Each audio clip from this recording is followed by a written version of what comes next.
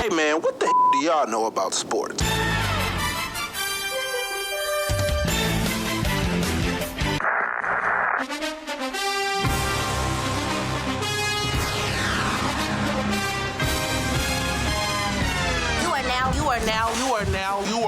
are now listening to the Best Damn Sports Podcast. Period.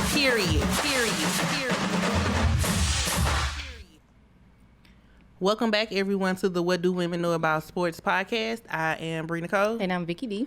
What's up? Been going for like 2 weeks? 3 more weeks? 3 weeks? Who knows? I mean, but sometimes it's just needed, you know? Yeah, a break is good. A break is good. This probably won't be the last one. Yeah, no. Just be honest. But yeah, like, what you been doing? Nothing, you know. Same. Nothing exciting. Work. Oh, yeah. School started. Right. Ugh. It wasn't as bad as you would think. So we are back to like full strength on campus. The week before and the week of was really like hectic. I ain't gonna lie, but like it's been getting better. So okay, I think people are settling in, and so like they aren't like like coming in or calling. So it's been real copacetic. That's good. And chill. Yeah, today was cool. Yeah, I talked to you when I was on my shift. Right. So it's been real chill. So I'm okay with it. Cool. But other than that, nothing exciting. Not at all. Not at all. In the world of sports, it's been very, I guess, here's the thing. Here's what I noticed about this time of year in sports, in any of the pro arenas or like the pro areas. This is a really odd time because like it's ending of seasons and then like it's getting ready to start new season. So it's kind of like this little off period where it's not a lot of stuff that be happening unless you are still following like baseball and WNBA, which you should be. But like, I mean, most people don't watch baseball and until at this time. You know, so it's been kind of slow because like the NBA, hockey, they are getting ready to start, and football just started, like collegiate and the NFL. So it's kind of like an odd period because it's kind of like, all right, what's really happening? But it's been cool. So what's first on the docket? Or what do you call it? Well, I don't think we're gonna do that this week. But but what we can do is talk about the Met Gala. I know it's kind of off from what we, not sports related, but there were sports stars that did attend the Met Gala. So this is true. He's some light. So if you don't know, the Met Gala, it's usually in May. It's usually in May, but because of COVID, they did not have it last year in 2020. Right. And so this year, for 2021, like they planned on having it, but it was pushed back to September. And so the Met Gala happened on Monday, September 13th. Which was the 13th. Yeah. And if you're not familiar, each year there is a different theme. And so the Met Gala, it is all about... It's a fundraiser, basically. Yeah, but the theme, not everybody always follows the theme, and so I think people get confused by the outfits because it is always about. It is not anything. It's not always glam. In most cases, the outfits be a little bit like, what is that? But it goes. It's for the Met Gala. It's all about being different, unique, a little bit odd. So that's kind of. Just giving you a little bit of background about like why some of the outfits like you saw on were like, all right, what is this? Because that's the point of the Met Gala.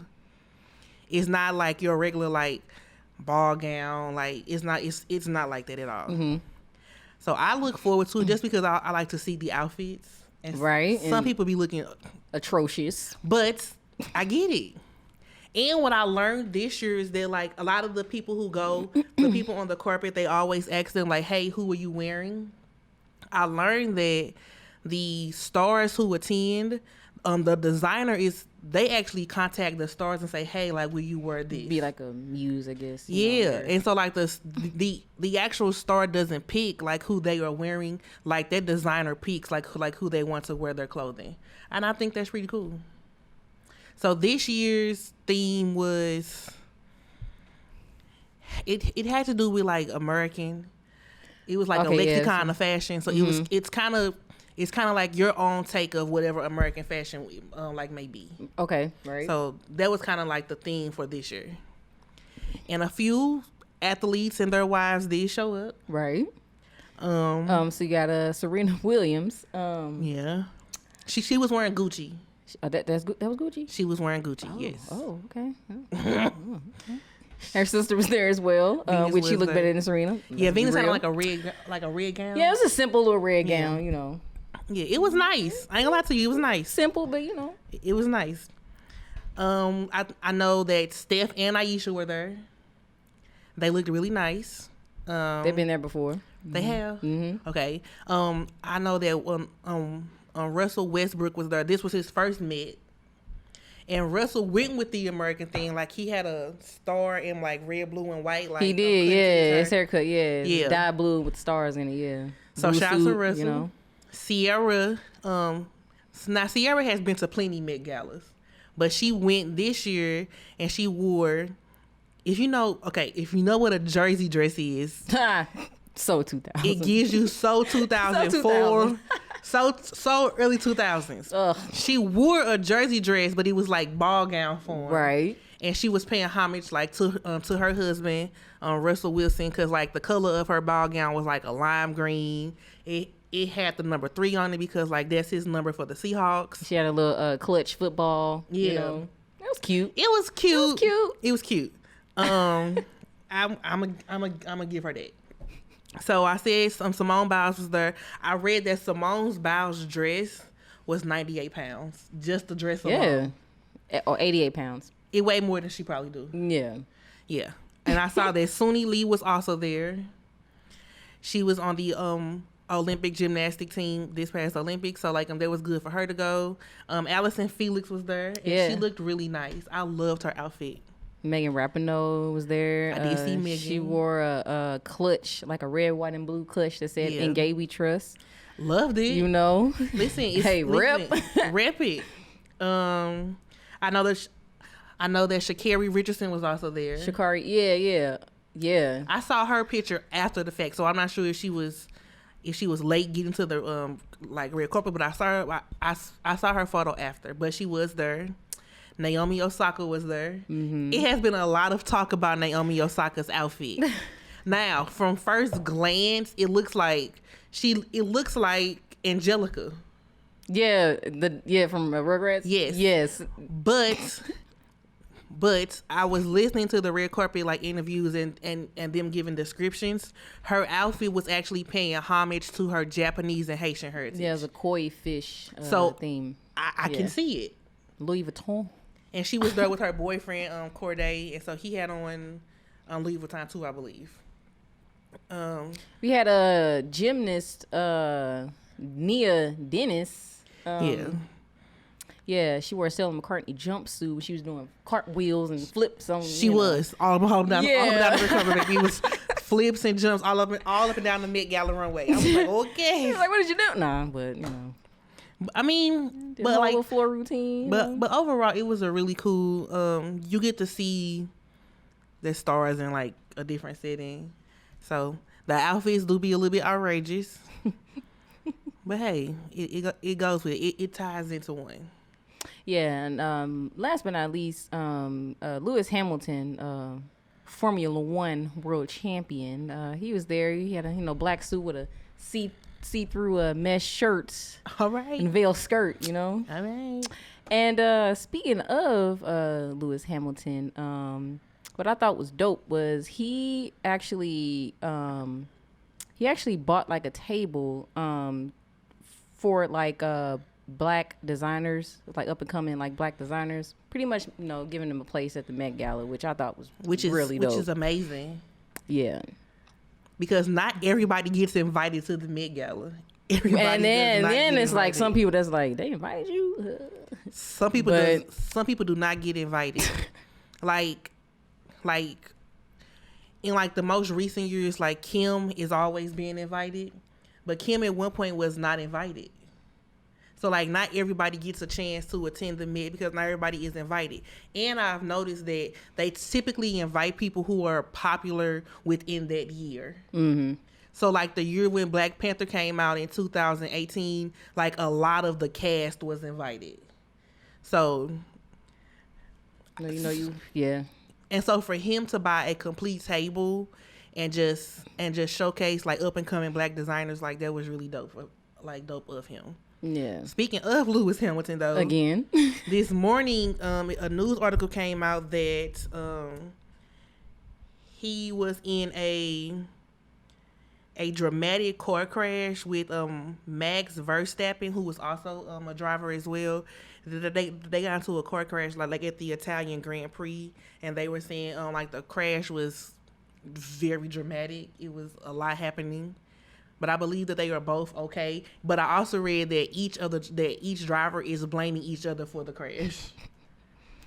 Not sure what was going on, but they are blaming each other. So that's a little bit what's happening here. All right. Yeah. Well, let's move on over to Miss Candace Parker. Shout out to Candace. Yeah. So Candace actually has her own day. Chicago gave her own day on September 16th. So yeah, kudos. Yeah, she currently plays for the Chicago Sky. She's from Chicago, right? So and then you got people that's like, oh, well, she got a day. How come Michael Jordan didn't get a day? You know, Michael Jordan probably has a day in North Carolina where he's from. Like you don't know. Like we don't know. He probably has a day like from like in his actual hometown. Like you don't know that. You know people. Like Candice Parker is from Chicago. She currently plays like for the Chicago Sky, but she spent a big chunk of her career in Los Angeles for the Sparks. So to say something like that, like you don't know like what Michael Jordan has got like in his actual hometown where he's from. Like you do not know. Because at the time when he was like a Michael Jordan and like in the eye, the internet was not really a popping thing like that. So for you, people just like to talk at this point. But congratulations to her. I feel like that's really dope. I think the day is really random. September 16th is a random day. I thought it was her birthday. It is not. It is a random day. But she has a day. I don't. So it is what it is. Speaking of Candace Parker, she plays for the WNBA. I just want y'all to watch that. So just make sure y'all are watching. The WNBA, they are currently doing a Who is the GOAT? So the greatest of all time as far as WNBA players. And you're able to vote like online on the WNBA website. Or you can vote on Twitter using the hashtag WNBA GOAT vote with whoever the player like you want to say is the GOAT. So make sure y'all are supporting because playoffs is upon us as far as the WNBA. It is the best of 8. So they do have like Western and Eastern conferences. So it's not the best of 8 in each conference. It's just the best of 8 overall. Okay. So they get down to the wire. So make sure y'all are watching because it is great. Listen, I'm not gonna keep telling y'all it's good basketball because I feel like it's falling on deaf ears. So, but just watch because it is good basketball. All right, so we got John Wall. So he now plays for the Houston Rockets. But as of right now, he may not play this upcoming year. The Houston Rockets and John Wall are pretty much agreeing to work together in an attempt to trade him, basically. Yeah. So he's been in Houston how long?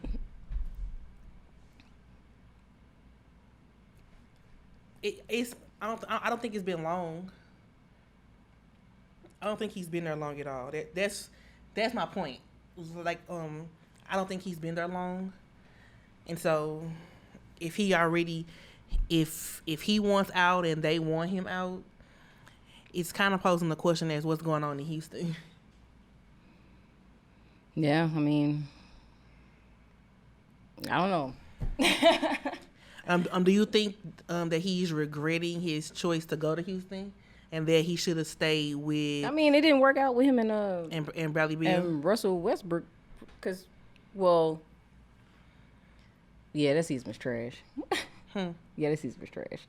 Yeah. That's what I'm saying, because John Wall was playing with Bradley Beal in Washington. Then he left Washington and then went to right. So he got traded to Houston for Russell Westbrook. Right. And Westbrook went to Washington. So do you think that he's regretting his decision to leave Washington? I haven't the slightest idea. I mean, if he's looking to be traded, it's probably, But the question is, where's he gonna go? Like, where are you gonna go? I feel like everybody who wanted to go to Houston, they went there and then found out, oh, it's not what it was cracked up to be. I think everybody was trying to go to Houston during that one little phase when Houston was a contender. But Houston also could never get over the hump. So now it's kind of like, is Houston even still a contending team, like, moving forward? Probably not, because Mike D'Antoni is no longer the coach. Like, who's even still in Houston that's even worth building a team around is the question. Well, we'll keep you posted. Up next, we got Aaron Gordon. So he agreed to a 4-year, $92 million contract extension with the Denver Nuggets. Congratulations to him. I feel like that's a big deal. Because, like, I'm still picturing Aaron Gordon playing for the Orlando Magic. I just still picture that. And so I'm trying to wrap my mind around him playing for the Nuggets, being on their team. But the Nuggets definitely do have a squad. So they definitely do have a right, squad. I'm ready to see Jamal Murray back in action. And I can't wait. Yeah, Jokic, yep. Yeah. Mm-hmm. So for him to, like, extend his contract for, like, 4 years, like, he knows, like, it's something special here. It's something special. So I'm ready to see, like, what that's gonna be like. Yeah. Yeah, that's gonna be pretty dope. I'm trying to just wrap my mind around the fact that he no longer plays with the Orlando Magic, and I don't know why I just keep picturing that. I watched this past playoffs. I know he plays in Denver because I was watching it. I just can't wrap my mind around it. I mean, some players that you just, like, I can't see you in I can't see you. I can only see you in, like, one particular uniform. Yeah. It's just like maybe like LeBron. Like, I can only see him wearing, like, a Cavs, like, jersey. Like, I can't see him wearing no Laker jersey. You know what I'm saying? Because it's very odd, isn't it? Odd? I still can't see him wearing no Laker jersey. Wait a minute. Speaking of the Lakers, it brought me back to Kobe. We forgot to mention his daughter went to the Met Gala. Oh yeah, Natalia went to the Met Gala, and she looked like a balloon. It was her dress was. It was like a confetti balloon. Like confetti. But shout out to her. But it was her first one, so yeah.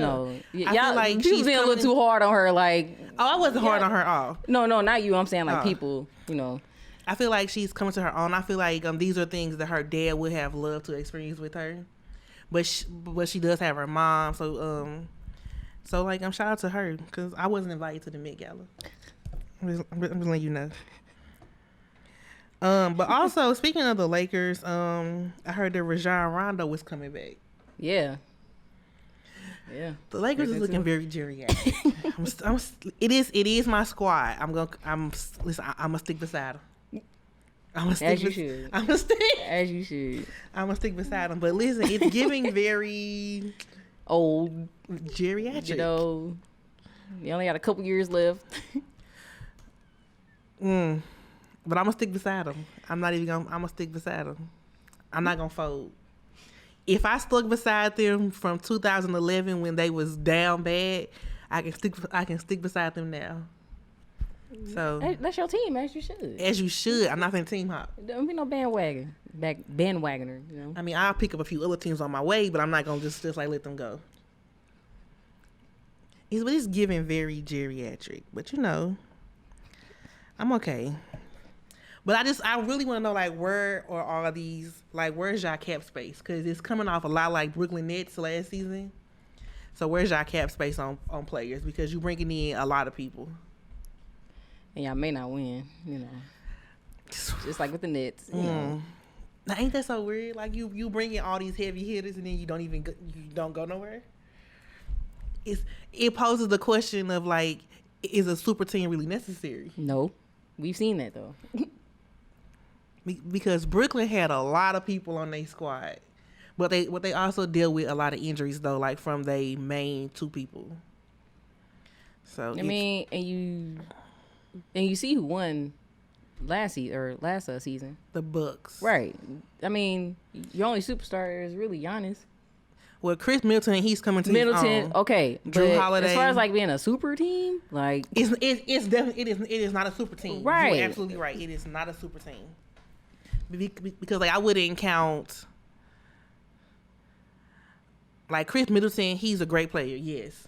Like Drew Holiday, he's great. But I wouldn't count on PJ Tucker as part of being a super team player. No. I feel like he plays his role and he plays his role very well though.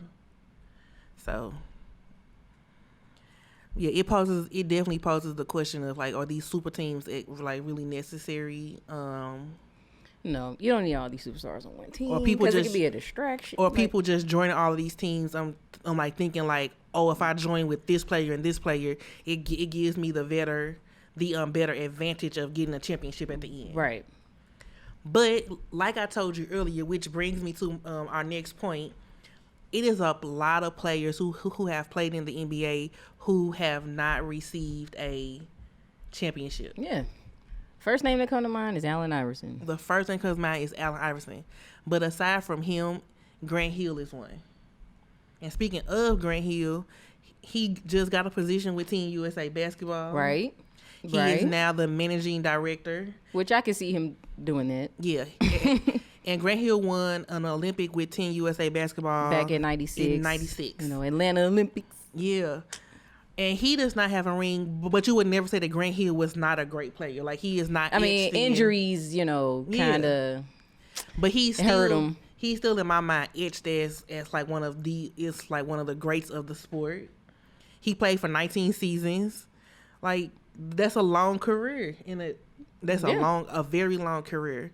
And his first task as the new managing director is to hire a coach. Right. And so I was so confused. I was like, but isn't Pop the coach? Like, he just won a gold medal. But I do know that not all coaches do 2 years of Team USA. And by 2 years, I mean like take a team to two back-to-back. Stints, right. Yeah. Not all coaches do that. Yeah. I mean, he did his 5 years, you know. Yeah. Popovich, so, you know.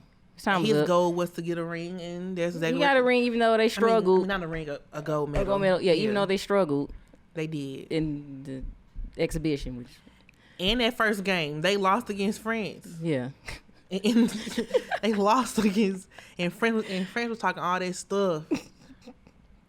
But so I can understand probably why they're looking for a coach, because not all coaches do 2 stints. So I wonder who's on his radar. Like, who do you think that he may have in mind?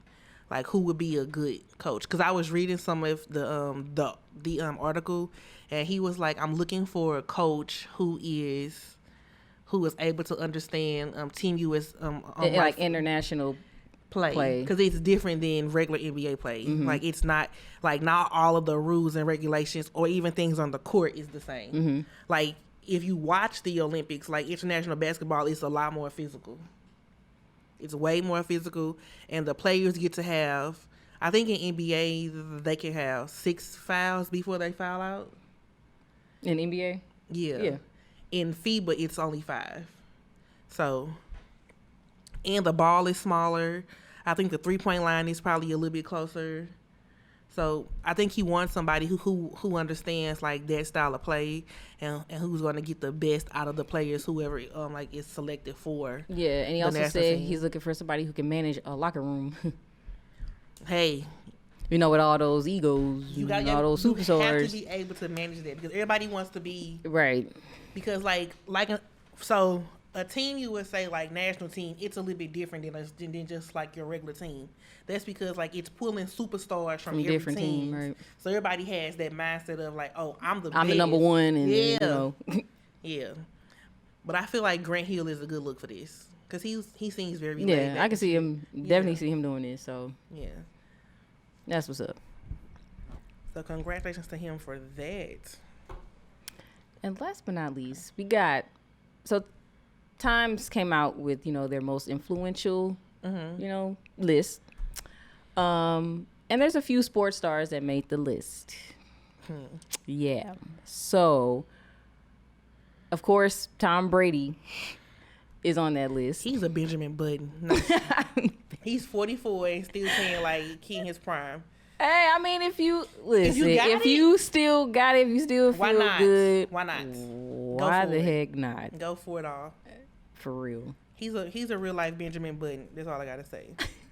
But Tom Brady was on the list, as well as you all know, Simone Biles. Yeah, which the whole trial thing, Yeah, go through. with the trial that's going on with the against Larry Nassar. Yeah. Nassar.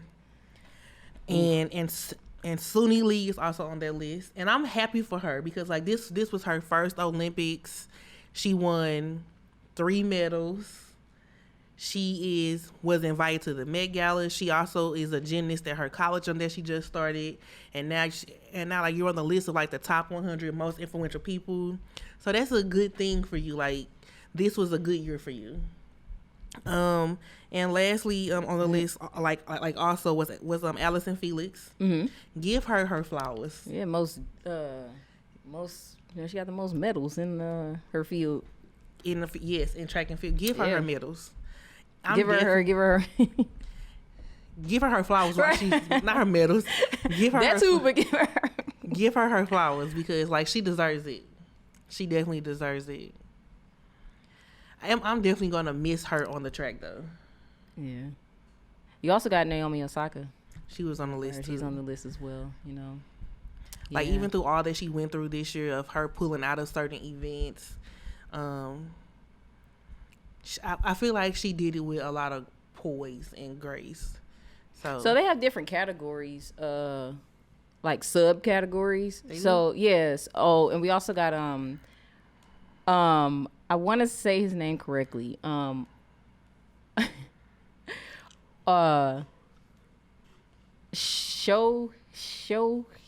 Ohtani. Shohei Ohtani. Or Shohei. Yeah. It could be Shohei. Yeah, but he plays for the Angels. But so it's basically broken down into subcategories. So Osaka and Ohtani, so they're under like the icons subcategory, and then Suni Lee is under the pioneers. Okay. And then Brady, Biles, and Felix are under the Titans.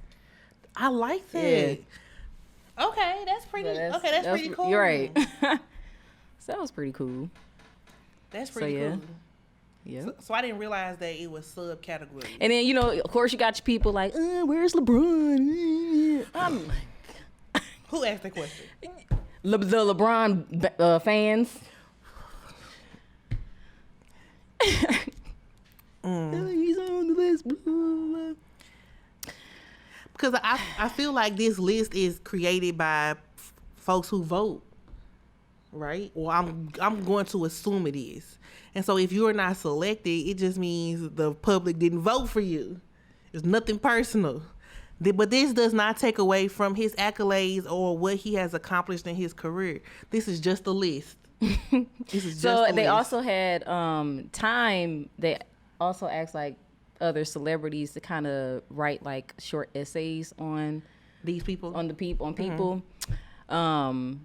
And David Beckham actually wrote one on Tom Brady. Okay. Yeah. So he basically was like, to watch him play is nothing short of inspiring. Listen, Benjamin Button. He's pretty like people put him as like the greatest players in football history. Benjamin Button, trying to tell y'all. He is still playing at a top level. To be 44, mm-hmm. Like that is very unheard of in any pro athletic sport. Like that is unheard of. Yeah. Serena Williams actually wrote something on Simone Biles. Okay. Yeah, she basically was like, what she embodies truly reflects the endless potential of Black women. I wish I had her to look up to when I was younger and trying to realize my dreams. That's dope. I was like, okay. Like coming from Serena Williams, who is a legend in her own. Like, she's Serena Williams. Yeah. Russell Wilson wrote something on Osaka. Okay. He said, we all have the capacity to make a difference, but sometimes someone's sphere of influence is so great, they can change a culture, change a society, change a whole world. Naomi Osaka has the power to do that. Yes. Yeah. Hey, these were all good people who were asked to write different things because each person is a pioneer, a legend in their own right. So that's what's up. I'm not mad about that. Yeah. Not mad at all. So, as we are nearing the start, wait a minute. Before we get into that, I'm not sure if you know, but before I came here today, I was scrolling on the Instagrams. The what? The Instagram. And like, you know, we still live in a world of COVID. It is still a thing. And so mask in most places, like, it is required, but some places are requiring you to even enter. You have to show like a vaccination card or a negative test result. The St. Louis Blues, however, have issued out a statement. Oh. They said, this is as of today. This is September the 17th. This is as of today. The St. Louis Blues tend to require proof of COVID-19 vaccination or negative test results for fans and guests attending home games. This goes into effect August 15th. Fans or guests attending... August 15th? October 15th. Okay. October 15th, and fans like ages 12 or older, they must be vaccinated or show a negative test result. Okay. So I wonder if is this going to be a thing? Is this going to be a thing for other teams in the NHL or other teams in other in the NBA, the Major League Baseball? Like, is this going to be a thing? But also, because this is like the Blues is my first time even seeing anything like this, is this going to decrease fans from going? Like fan attendance. Yeah. Because I was reading some of the comments, and it's very 50-50. It's very 50-50. Oof. So it poses that question of, like, is this going to be a negative or is this going to be a pro, or like, where do you see this going? Well, you know, you're going to have people faking it, or, you know, making fake cards or whatever. Just within. You know, so, I mean, it is what it is. And I wonder that, and I also wonder that just because you have gotten your vaccination or you presented, I wonder if masks are still going to be required. I'm sure. So yeah, this is definitely on their Instagram. It popped up today. So if you want to go read it and you are a Blues fan, just make sure you check it out, because I did read it as a Blues fan. I'm just wondering, like, are other teams in the NHL or just other teams at all in the other pro sports, like, going to adapt that same, like, safety protocol? It does pose those type of questions. Yeah. Yeah. I'm so sick of COVID. I'm so sick of COVID. Oh. It was the worst thing that ever happened. Right. In my years of living. In my years of living. What is this? What is this? We went from being on punishment to, like, having to, like, permanently wear a mask. I'm just, ugh. Listen, right. punishment was already bad enough. Listen, getting our rights revoked. Ugh. You know, that part, you know. Ugh, it was, listen. Sheesh. We just been through it. You just feel like we just going through a whirlwind. The Bermuda Triangle at this point. Crazy. Listen, great episode. Yeah. We missed y'all.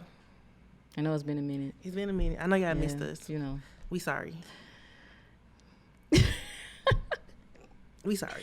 Can't promise you it won't happen again. I'm not gonna make that promise because, listen, shit happens. It happens. If you do not, make sure you have been checking out our website for all things us. Our website, it is wdwkas.com. If you do not as well, follow us on the Instagram. I do follow people back. I like comments and I reply to comments. The Instagram, it is WDWKAS podcast. Twitter is What Do Women Know 1, and that's KNO, the number 1. And last but certainly not least, make sure you are liking, leaving a comment, subscribing, and hitting that notification bell on the YouTube. Our YouTube, it is also WDWKAS podcast. As always, I'm Brenda Cole. And I'm Vicky D. We'll see y'all next week. You are now listening to the Best Damn Sports Podcast. Period.